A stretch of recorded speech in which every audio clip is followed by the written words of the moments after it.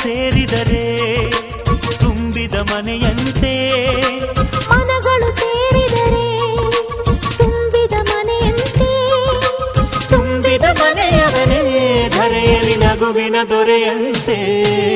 ಜೇನಿನ ಗೂಡು ನಾವೆಲ್ಲ, ಬೇರೆಯಾದರೆ ಜೇನಿಲ್ಲ. ಜೇನಿನ ಗೂಡು ನಾವೆಲ್ಲ, ಬೇರೆಯಾದರೆ ಜೇನಿಲ್ಲ.